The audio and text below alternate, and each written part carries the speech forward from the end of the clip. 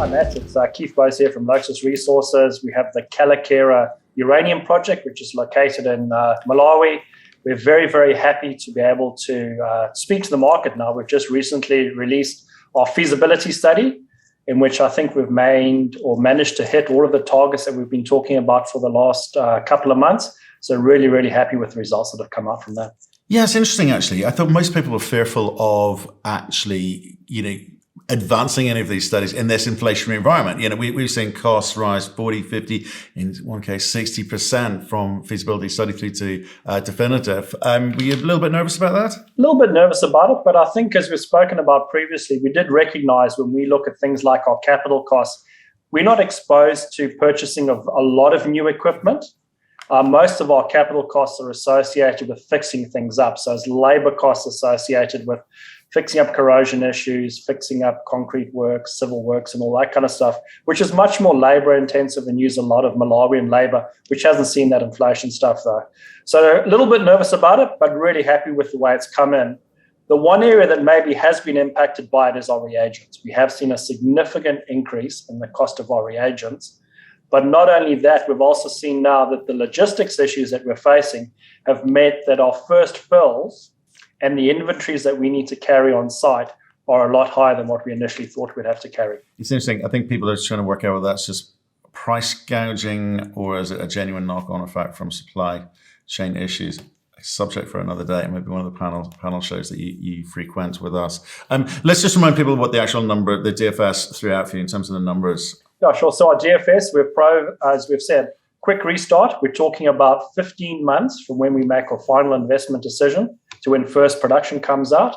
And probably a couple of months after that, we'll be able to ship our first product out to our customers. So quick restart. We're talking about low capital.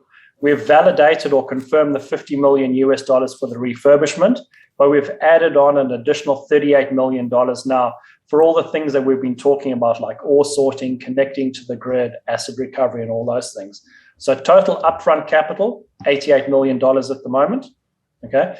And most importantly, I think for us is the way we've been able to manage the ore sorting and the various resources. We've managed to get our cash costs down below $30 per pound, which really was a key number for us moving forward. So 10-year life of mine, producing almost 20 million pounds during that period, an average of 2.4 to 2.5 million pounds for the first 7 years, and dropping off as we treat our stockpiles at the back end of the schedule. Right. So C1 cost down to under 30 is a biggie. Well, it's a biggie in the context that most people talk about, these African low-grade uranium projects never going to make money, but that tells a different story. It does, yeah. And I think one of the things that we've been able to do, we've always said that Kayelekera, okay, I agree that when you look at things like some of the Canadian assets and all that kind of stuff where they're talking thousands and thousands of ppm, but Kayelekera's grade, our mine grade that we're taking out is 600 ppm, right? So that's not low grade, I don't think, in anyone's world. And then we apply the ore sorting concept to that as well. And we're able to take our average grade that we feed to the plant from 600 up to 800 ppm. And it's that 800 ppm that's allowed us to maintain the 2.4, 2.5 million pounds per annum of production. Right. Okay. But where do you feel this sits? Because 10-year life of mine, it's good. It's I think bare minimum for bankers to get comfortable. But with regards to 2.4 million pounds a year, is that big? I mean, where would you put yourself? Yeah, I think it's a really good size. I think if you have a look at what everyone else is trying to do out there at the moment, I mean, there's a lot of projects here in Australia where they're talking the 2 to 3 million pound per annum seems to be the average. You go back into Namibia. Langer Heinrich's a little bit bigger than us and perhaps some of the other ones out there. But then you move into the US. The US is talking 1 to 2 million pounds per annum, seems to be their average size as well. So I think we're well in the game with 2.4, 2.5 million pounds per annum. I think that's a really attractive number. And hopefully the utilities will recognize that as we go into further negotiations with them. Well, yeah, I do want to get into that in a second. But I guess the whole thing with a DFS is great, all that hard work, and you'll get no credit for it because they want to know what's happening next. So what does it mean? You've got it lined up. The numbers look good, but so what? I think, this is really a stepping stone for us. We recognize we need to get this out to the market. We need to show to the market that at a feasibility study level, we've got a capital cost number that is low. We've got an operating cost number that I think is really good. It probably sits easily within the second quartile of the cost producers at the moment. So really good position to be in from that. But I agree with you 100%. Is what's next. And really what's next for us is going out to the utilities. We were at the conference in Montreal a few weeks ago, meeting a number of the North American utilities, speaking to them. They wanted to see the feasibility study. They wanted to know what the numbers were and all that. So we've certainly been able to circulate back to them with our new DFS study. We're off to London at the end of the month. We're going to the World Nuclear Association conference. We've got plans there to meet a number of the European utilities and also some of the Asian utilities as well. So really an effort to reintroduce Kayelekera and introduce Lotus as the new owner of Kayelekera, talk about our operating costs, talk about our time to production, and talk about our production profile as well, and look and see if we can get some contracts on. Okay, so I'm interested in that conversation, as I'm sure you are. You talk about in the press release about 15 months from final investment decision. So the utilities are going to say, well, that's great. The build period is quick, and then there'll be a ramp up as well. But what does it take, or what is left to do to get to a final investment decision for you guys in terms of, I don't know, permits or licenses or any other kind of permissions needed in country, in terms of getting money lined up? I mean, when does that decision get made? So I think the way that we've put it out in our feasibility study is it is possible for us to make a final investment decision by the end of this year. It is possible. But there are a number of things we need to achieve before then. We need to get our mine development agreements in place with the Malawian government. We're busy negotiating with them. I was in country 2 weeks ago, meeting with the government officials and talking through that.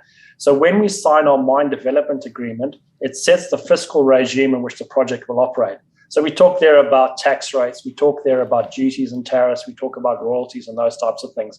So we're negotiating with the government now to be able to come up with an equitable position that both meets our investment requirements, but also benefits the country as well. Right. So that's one area we're focused on. But it's kind of, you're the only show in town. So it's all new and virgin territory in terms of those discussions. So what are your expectations? What do you need to see out of it? And what do they need to see? I think we're sitting in quite an important position, because even though we are first off the block within Malawi, there are another 3 or 4 companies behind us that are looking to develop projects. And I'm sure you'll know what some of them are. I mean, they're out there as well. And anything that we agree to, the expectation that will just roll on to the other people in some regards as well. So what we want to try and do, and this is the conversation we've been having with the government, is that when you're looking at it, the government already owns 15% of Kayelekera. Lotus owns 85%, the government owns 15% of it. So they get a share of the profits or a share of the dividends from that perspective. There's obviously royalties that need to be paid, but can we somehow look at royalties instead of being a fixed number? Could we potentially have a look at a royalty that's dependent on the uranium price? So when the uranium price is low, our royalties are low, but when the uranium price is high, we'll pay more royalties than that, because everyone's benefiting from that point in time. We want to look at things like tax rates. We want to look at things like duties and tariffs that we come in there to try and make it as investable as possible for our shareholders and for anyone else who's coming in as well. Right. Okay. Without getting all Donald Trump in terms of your negotiation, it's like you need to be realistic about what that price could be. So what are those sorts of ranges? Because I mean, if I look back a year, people banging on about $200 uranium, right? And that clearly hasn't happened yet, or maybe it won't happen at all. So how do they view this? Because again, they're learning. We don't know. So how do you go about putting a pin on that? And how do you actually conclude those discussions? Because the sooner that happens, sounds like the sooner you can get on with your final investment decision. Yeah, I think there's a few things. I mean, we certainly don't need $200 per pound to make the project work. I mean, I think that's pretty obvious to everyone. £200 would be fantastic, but we're certainly not looking to that sort of number before we start up there. I mean, a number that has been espoused by many, many developers is $65 per pound. People are looking for $65 per pound because they think that is a value or the price that is needed to bring new projects online again. $65 per pound is a good price for us. We'll be very, very happy with that. And that's sort of like the midpoint for us. 65, maybe 75 is the midpoint. If we get prices higher than that, maybe we may pay some more royalties. If we get prices lower than that, well, we'd like to get our royalties reduced. Right. Okay. So you're saying it could be the end of this year, but the likelihood is that these discussions will take some time. Is there a time frame that you would like to put out there? Well, as I said, we would like to be in a position to make our final investment decision by the end of the year. And one of the things we need to get done is the MDA. So our expectation is by the end of the year, we should be able to get an MDA in place. And in our discussions with the government of Malawi, they seem to indicate that they don't see that as being a difficult timeline for them to meet as well. So we would certainly think we can get something done by the end of the year in that way. Okay, and so you also need money. How does it work? Do you need those term contracts from the utilities in place? And if so, how many? And if so, for how much, to give comfort to the bankers in terms of being able to kind of structure, well, however you structure the financing? I think that the utility negotiations around term contracts and the discussions with the banks around debt financing or potentially with investors around equity financing must go in parallel. We need to understand both of the perspectives for us to come up with a reasonable solution in the end.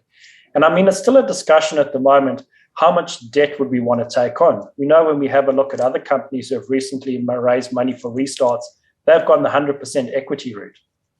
Do we necessarily want to go down that route? I'm not sure. I think we can take on some debt. And if we do take on some debt, as you said, we do need to have some contracts in place. But if we go for a relatively small percentage of debt, say less than 50%, we certainly do not need to contract all of our production to be able to meet those debt requirements. And I think I've had the conversation with you previously, Matt, in terms of our contracting strategy.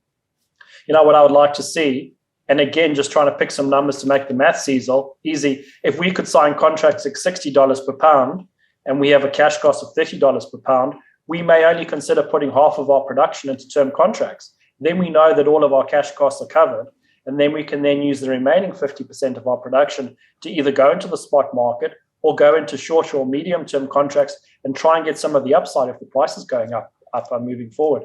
So these are the discussions that we're having at the moment.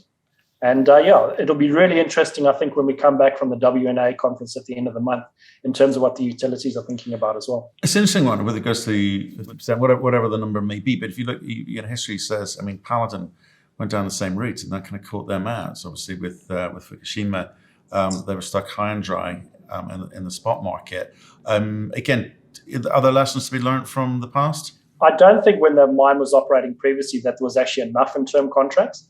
Their term contracts did not cover their cash costs, which was one of the issues that they had. I think they put too much into the spot market or planned to put too much in the spot market. I think we need to be at that level where our term contracts ensure we cover our costs. I think that's a really safe position to be in. And then we can play the spot market or we can play the shorter term contracts for the remainder of our production. Right. Okay. Interesting. Looking at share price. Okay, everyone's had that little bump in March and April, and like you did, and then everyone's going to come off like you have, and moving sideways, waiting for all of these great catalyst moments of spot buying up and mopping up all of the mobile inventory or whatever it is that people felt was going to go on in the marketplace. But the reality is, the market is moving at its own pace, and it's when the utilities start to move, that's when the market will start to move. You are at that kind of final stage. You're in the last 9 yards, to use an Americanism, where you've produced the DFS. You understand what the costs are, and by the way, well done on the costs. You've got a final investment decision coming up, and at that point, once you start building, companies like yours in that position tend to get a little bump there, no matter what the market's doing, because people's expectation is you're going to get into production. So that's good news. Which I want to talk about in a second. But here's something that you did, which I thought it's either brave or stupid. I can't work it out. You kind of say, right, we are addressing some historical issues here at Kayelekera. I mean, when I first came across your project, there were conversations going on the fact that, well, geez, the plant is moving downhill. Why would you invest in something like that? And you decided to talk about it. Why bring it up now? I mean, I think certainly it's known in the industry. I hear lots of people commenting about it. And we certainly recognized it late in 2019 when we did our due diligence, and we spent a long time looking at those issues. I spoke to a number of engineers and geotechnical people that I know, explained to them what was going on, and they said, no, there's an engineering solution for this. We will sort something out. We can do this, we can fix it, there's enough information out there and all that kind of stuff. So we have also we spoke about the last 18 months or so, focused on our technical things around ore sorting, whatever else, but we've also delved into these issues that they've had on the mine, and also in a lot of detail. And the guys have come back with solutions in terms of how to solve them. And we've costed those solutions, and we've included those costs in the capital costs that we're moving forward with. So I think it is the right time to be talking about these. I don't like talking about things when I don't know what the solution is. But now that I know the solution, I know the cost, and I know the impact on it, and I know that's going to de-risk the whole thing moving forward, I'm more than happy to talk about it now in terms of what we're planning on doing. Okay, well, go on then. Plant terrace stability, tailing dam dynamic stability, and open pit bench and interramp stability. So are we stable or not stable? I'll start with the pit because that's probably the easiest one, and then I'll move on to the tailings and finally onto the plant terrace, because that's probably the slightly more complicated of the three. So I think the first thing to recognize from the pit is when the guys were mining it, there was some instability with regard to a number of the benches, a number of the ramps and all that kind of stuff. And really, they went through a large learning process in terms of how to mine the Kayelekera deposit. And there's a couple of quite simple things, I suppose, in the end that have come out. First of all, you make sure that you're building everything in your ARCOS units. So the Kayelekera deposit itself is a series of bands. You've got ARCOS, which is like a sandstone, and then interspersed between each of the ARCOS units is the mudstone. So it goes ARCOS, mudstone, the whole way down. And what's happened is when the mudstone gets exposed to the environment and is opened up and water can ingress and all that kind of stuff, becomes a bit of a slip plane. So what happens is the ARCOS units then start to move. This is not a sudden movement, it's a slow creep. So what we've done from a mine design perspective is we've made sure that all of our benches are in the ARCOS. They don't stop or start in any of the mudstones. We make sure that we build all of our access ramps and all that in the ARCOS units so that they're stable, not in the mudstone. We also make sure there's a major fault that goes through the pit. We work either on the left side or the right side of the fault. We don't cross the fault when we're working because we don't want that differentiation there. So we've resolved that. And we've also been conservative in our design. We've pushed back the slope of the pit to 22 degrees. So you look at most open pits out there, the guys are talking 44, 45, 48 degrees to try and get their slopes as steep as possible to reduce their strip ratios. We've pushed ours all the way back to ensure stability. So we're sitting at 22 degrees as our average slope on our high wall going backwards. We also make sure that any of the high walls that we do get, we only leave them exposed for 6 months before we mine them out. So there's no long-term high wall sitting there that could then be weathered and cause issues going through there. So it really is learnings from what they had in the previous time, getting the geotech guys, getting the mining guys together to come up with a design that actually reduces the risk associated with all these things. So we're very happy with that. And even though we've pushed that angle back on the pit, we've still only got a strip ratio of 1.8. So very, very low strip ratio for any open cut mine. Of course, we've benefited from the pre-mining that was done. A lot of the overburden has already been pre-stripped and all that kind of stuff, but we still have a strip ratio of 1.8. So really happy with that. You talk about the tailings dam. So there's quite a bit of false information out there about the tailings dam. People have asked me questions about discharge of water and all this kind of stuff. That's got nothing to do with the tailings dam. The tailings dam has never failed. The tailings dam has never discharged any water. There was an event that occurred a few years ago where there was during a 1 in 100 year event, where there was a discharge of some water from one of the dams into the environment. A very, very small amount of it resulted in no contamination whatsoever. But that was what everyone was fixated on. We've gone back in now and looked at the tailings dam. We've had the engineers come out to site, taking samples, doing all the measurements. And when you're talking about a tailings dam, you always talk about factors of safety. So you have a factor of safety for your static stability and a factor of safety under dynamic stability conditions. What we've done is we've improved that factor of safety under dynamic conditions. It was always all right under static conditions, but we felt it was too low under a dynamic situation. And that's important because we're sitting in the Rift Valley, which is a very high earthquake area or prone to earthquakes. So we need to make sure that our tailings dams are safe. And we've gone about that in terms of our design and fixing it up. And we're also making sure that we're complying with GISTM, which is the very, very latest set of standards that have come out regarding the safe operation of tailings dams. So we've worked through that process and we will be complying with the GISTM standards before we start the operation up. So again, I think we've ticked all the boxes on the tailings dams, and I don't think anyone could find any fault with what we've done on that. The plant terrace one is a real interesting one, I think. as you said, is what's happened is that the plant itself was actually located on a terrace that was cut into the side of a hill. So they've cut it in the side of a hill and they've filled in the back end of it. And what happened is just after they did that, they identified there was a relic slip that sits underneath the plant. And what happened by doing that cut into the hill, they've upset the balance of forces within the system. So they started some movement occurring there. And then when they started to mine, they started to put waste stockpiles on top of the hill. So they've increased the force on this side even more, which resulted in some more movement. So what the previous owners did is they removed those waste stockpiles to reduce some of the pressure. They also made sure that they put in drainage systems, which were line drainage systems to get the water away. Because the plant area has got the same sort of layout as the pit where you've got these arcos and these mudstone units. So you want to try and stop any water getting into it to cause a slip plane. So they did all of this and they reduced the movement significantly, but we still think there's room for opportunity.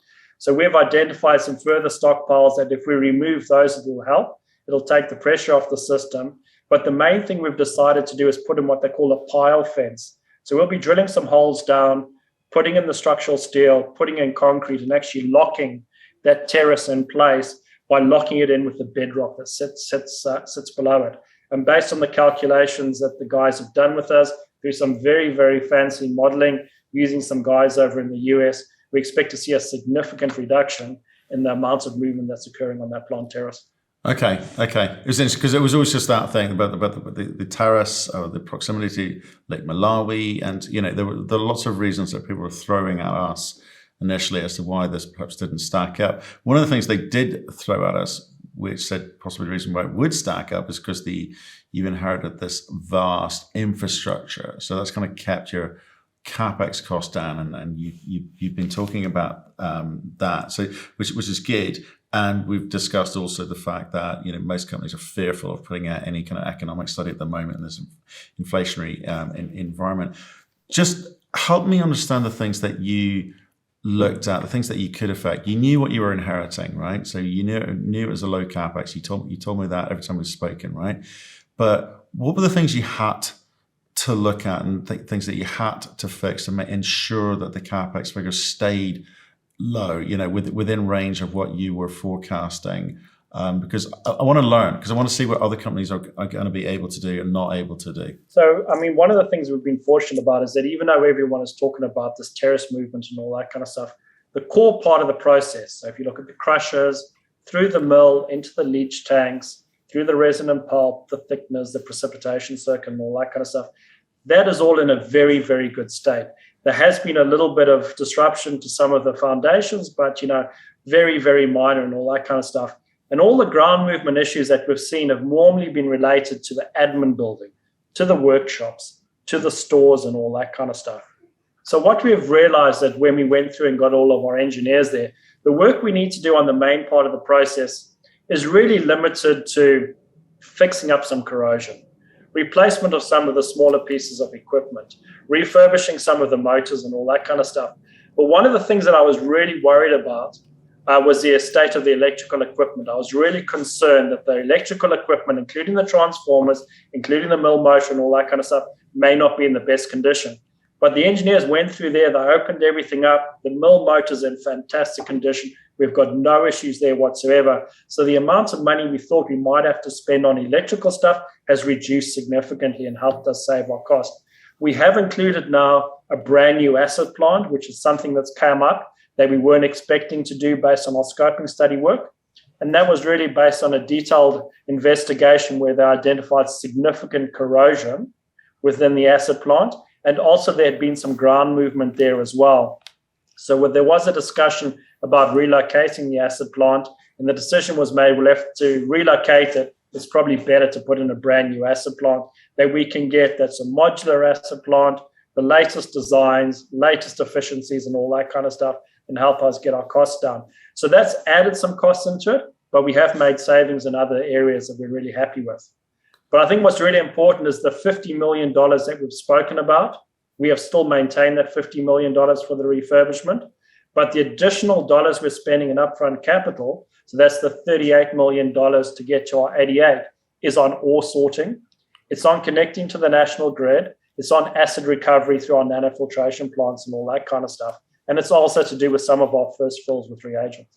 Right. So the energy, I think we talked about that maybe a year ago, what you were trying to do. So where did you end up with that? You connected to the national grid how? Yeah. So what we've done is we've come up with a hybrid system.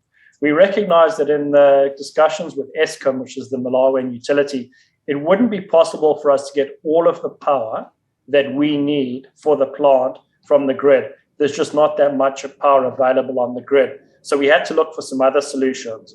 One of them is to retrofit the steam turbine onto the acid plant. So we have a cogen system, and all the heat that's generated in the acid plant is used to drive the steam turbine and generate power. So that's one of the things we're having a look at. And we're also looking at some solar and battery as well. And what we've got now is a hybrid system that contains all of those different components. About 40% comes off the gen set. I think it's 20 or 25% comes off solar, and a similar amount coming off the cogen as well. And then it's less than 10% of our power comes from diesel gen sets. Now, when we have a look at that mix, our average power cost has gone down to 10.6 cents per kilowatt hour, which is extremely competitive out there, especially when you consider when the plant was operating previously with diesel gen sets. And even if we make the optimistic assumption of $1.20 for the diesel price, it was still costing them 34 to 36 cents per kilowatt hour. So we've reduced our power cost by over 60%. Yeah. Okay. Tell me this, because you can actually in the final yards here, and we've talked a little bit about how you go and raise the money and the sorts of conversations that are needed. But one of the aspects which has been very topical for the last 18 months or so is ESG and greenification and greenwashing, etc., and social license and CSG, ESG. Acronyms coming out of every single conversation. And it's like most mining CEOs say to me, look, we've always taken care of that stuff. We've got to be good citizens.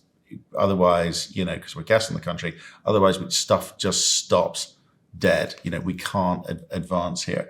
With the conversations with utilities and the conversations with funders, whether it be on the debt or whether it be on equity, on the institutional side, what exactly are they looking for from you? Is it any different than it ever was?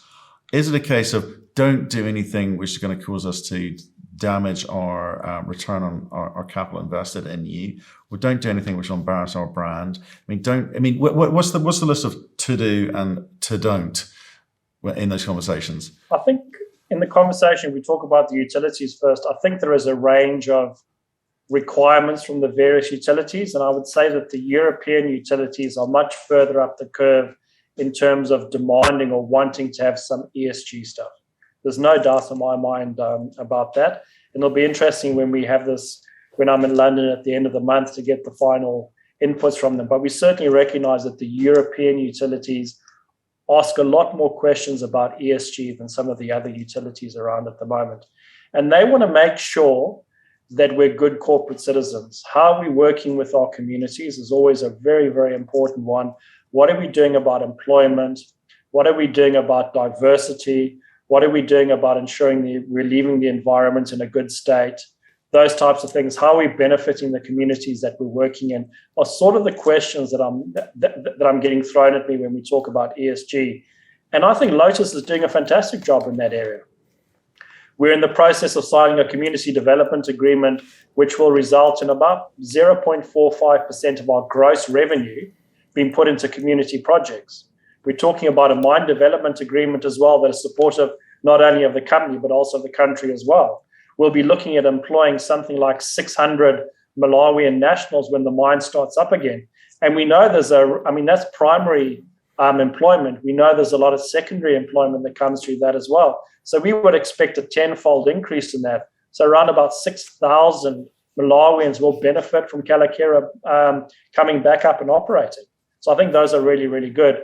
From a financing perspective, I think, in my opinion at the moment, what our ESG will allow us to do is to talk to some of the really focused ESG funds that maybe didn't want to talk to us previously, or maybe wouldn't be interested in having a conversation unless we're able to show some ESG progress or something like that. So what I think we've been able to do is actually widen the potential funders that we can speak to about funding Kayelekera. But do you think that those conversations are kind of now, because the narrative's changing politically, the narrative's changing economically around nuclear and therefore uranium, there are other maybe more generalist funds who may or may not have their own bent on ESG are looking at nuclear as a real option, and therefore uranium is a real option because it's solving ESG problems much further down the line. Do you guys cut some slack because of that? I think the generalist funds, I think you're right. I think the generalist funds are becoming a lot more interested in uranium now. Maybe a year or two ago, it was only the uranium specialist funds that were maybe interested in having a conversation with you. But I'm certainly getting approached by a lot more generalist funds that are happy to start including uranium in their portfolio and uranium developers in their portfolio. So I've seen this, as I said, it's a broadening of the opportunities or the options available to us for financing the project. Right. Okay. And one final one before we go is you mentioned that obviously you are thereabouts in terms of Australian, African uranium developers in terms of the potential production size, 2.4 million pounds in your case, and obviously meaningfully bigger than some of the North American stories that are near-term producers. So that's kind of puts you in a quite a nice position. But do you think that the proximity to production is going to help your conversations with utilities? Because we are always talking about African plays, Malawi obviously being one, being the next cab off the rank, and utilities need this certainty, etc., and they need the kind of scale that some of the African plays can bring. But do you think the proximity to being able to get into production is helping with those discussions? Because we're not seeing the sort of support from Kazatomprom that perhaps people expect in terms of increased production, etc. So how nervous are the utilities now? Trying to get a sense of timing, basically. Yeah, I think the timing is absolutely critical. I think that's one of the things we always get asked about is, when are you guys going to be able to produce? How long is it going to take you to ramp up to get your production? When are we likely to see first product? And I'm hoping that the feasibility study has provided some certainty about what the potential is for us to be able to get up, or the time frame associated with us getting up and running. So that's really, really important. I mean, the utilities in general are relatively low risk, or looking for low risk. They want certainty around production rates. They want some certainty around cost to make sure you're going to keep operating, and they want some certainty around delivery times as well. So the feasibility study, as we've spoken about before, in itself is an important document, but I think what it does is it gives us the information and the certainty, or the confidence about where we are in the process and how soon we are to making that final investment decision and pushing the button to start production.